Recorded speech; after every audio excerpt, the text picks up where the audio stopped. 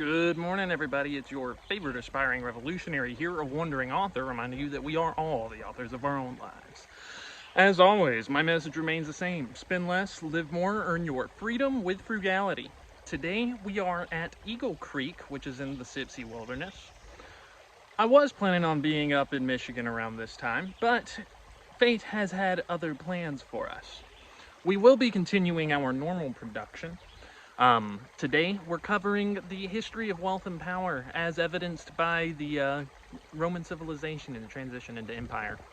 The last time that we talked about this topic, Caesar had just bested Pompey at the Battle of Pharsalus, where his outnumbered forces were able to gain the upper hand on the Pompeians and decisively routed them, effectively ending the Civil War. However, Caesar will spend the next several years going on some adventures in Africa, including one where he spends 2 seasons holed up with Cleopatra in the city of Alexandria while they were resolving a dynastic struggle. So obviously Caesar's life is like meant for the movies, even from the beginning. He got to spend 2 seasons holed up with Cleopatra after he won the Civil War and defeated Pompey Magnus. Anyways, so some Pompeian rebels continued to try to fight against Caesar's eventual victory, but they don't really fare that well. Caesar does chase them into Egypt, quickly conquers them within just a few days, actually, with a vastly outnumbered force. That's where his famous quote, "Veni vidi vici, I came, I saw, I conquered," originates from. That's actually from Caesar's handwriting himself. Like, he put that in his book, his self-titled books. Now, he finally defeats the last of the Pompeian resistance on Spain, or in Spain at the Battle of Thapsus, where he would completely destroy most of Pompey's senior staff, and afterward Marcus Cato, one of the defenders of the Concordia Ordinum, like the way thing, like the status quo, what we would call today. He commits suicide because he was a Stoic, actually. We've discussed Marcus Cato in some of our Stoic philosophy lessons.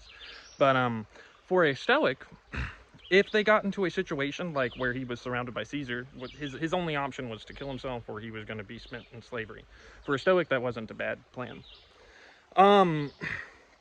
Now, after defeating this, part of the reason Caesar was so able to quickly subdue the entire empire was because it had become so corrupt, and the average Roman citizen was no longer bought in or invested in their society, right? And Caesar came in and he was conciliatory, magnanimous, and he was a populare. He wore the symbol of Gaius Marius, the man who saved the Roman people from the Celtiberic migrations, as well as the Gracchi brothers, which were basically the Roman era Kennedys. They still have statues of them today, to this day, that they pay homage to those defenders of the popular people, the popular will. Now, with all that being said, whenever Caesar would conquer his enemies, he would try not to punish them, right? And oftentimes he would reward them. And after Caesar totally takes over, he introduces like a rush of reform, creating real change within the empire that had been needed for a long time, including things like state regulation of credit, reduction of debt, a remission of rents, massive public works projects to keep like the urban poor employed, pay raise for the legionaries. He literally doubles the annual pay of the legionaries from like 125 denarii to about 225 denarii. It'd be like going from 50 grand a year to 100 grand a year today. On top of that, he gives a 5,000 denarii bonus to his veterans. So basically like 20 to 40 years worth of somebody's annual pay in one lump sum for all of the Caesarian veterans that helped him win. He established new colonies to give more opportunity to the average folks. He did land reform. He even enfranchised the Gaul, like the people that he genocided just like a decade before. And he reduced taxes in the provinces. So what's crazy is Caesar created a ton of real positive change within the empire that had been needed for a long time. But he was considered the dictator sin causa for the Latin translation. He was dictator for the reconstitution of the state. He was only supposed to be a dictator until the Roman Republic was able to stand on its own 2 feet again. But during the time that he was in power, because he was in power for like 5 to 10 years, a separate state structure kind of rose up beside him. The Senate, actual Senate, got sidelined. And by the end of it, he's got the title Father of the Fatherland stamped on all kinds of coins. He's beginning to become the subject of a cult of personality, which we associate with like Maduro or other extreme dictators from today's age. Anyways, so on February 14th of, I want to say 44 BC, Caesar decides to declare himself Dictator Perpetuus, which just means like lifetime dictator. So he totally upends the constitutional republic.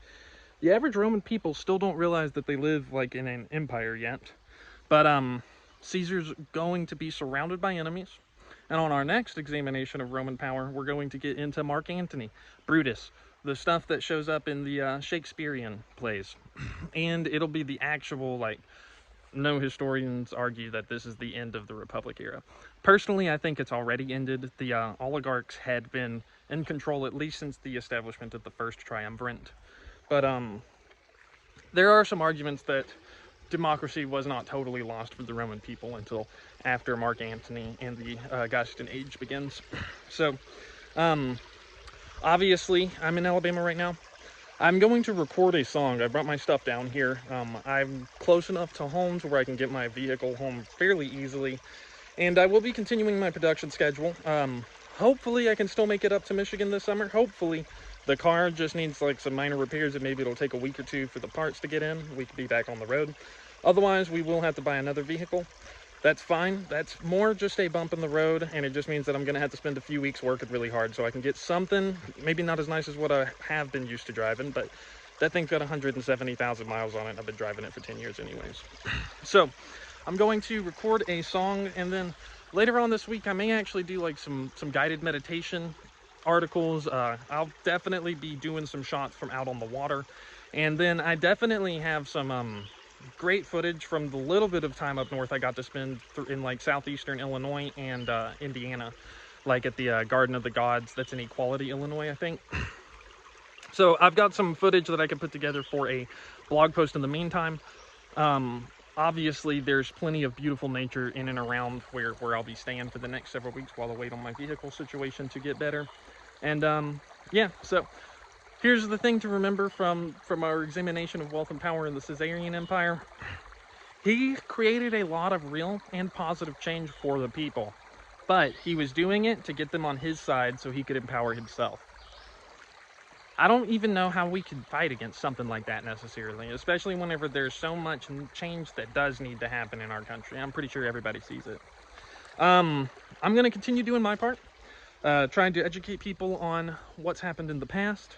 We'll continue looking at economics through the Great Depression, and eventually I'd like to get up to the 08 recession, and we can actually analyze what happened there, as well as continuing our examination of Stoic philosophy, ethic, virtues, talking about what it takes to be a good and noble individual in such a difficult world at times. And I'm going to try to create some practical videos so we can start cultivating some mindfulness. And then if I have to get a new car, I'll definitely help you guys walk through that. Maybe we'll end up on a motorcycle. Worst case scenario, the Appalachian Trail. Normally you would start around March heading north, and there ain't no vehicles required for that. So as always, my message remains the same: spend less, live more, earn your freedom with frugality. Until next time, y'all have a good day now.